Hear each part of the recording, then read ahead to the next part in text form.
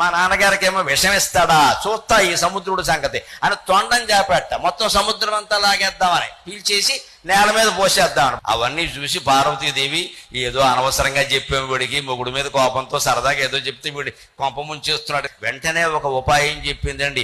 ఎప్పుడు సమస్యకి పరిష్కారం సమస్యలోనే ఉంటుంది. మనం బయట వెతుకుతాం, వెతకూడదు, అందులోనే వెతకాలి, మూలంలోకి వెళ్ళాలి. ఆవిడ ఓహో ఇలా చెప్పడం వల్ల ఈ పని చేశాడు కదా, ఇంకోలా చెబుదాం అని ఆవిడేమందంటే, ఒరే నువ్వు సముద్రం అంతా తీసి నేల మీద పోసేస్తే అందులో మా తమ్ముడు ఒకడు ఉన్నాడు రా, వాడు బయటపడతాడు. అదేమిటమ్మా, మాకు మేనమా ఉన్నాడా, దసరా సెలవులకు అక్కడికి వెళ్ళేవాళ్ళం కదా, మాకు చెప్పనే లేదు. నువ్వు శతాబ్దాల తరబడి సముద్రంలో ఉన్నాడు ఆయన. సముద్ర జలాలన్నీ నువ్వు బయటికి లాగేస్తే మైనాకుడు బయటపడతాడు, బయటపడితే ఇంద్రుడు వచ్చి వాడిని చంపేస్తాడు.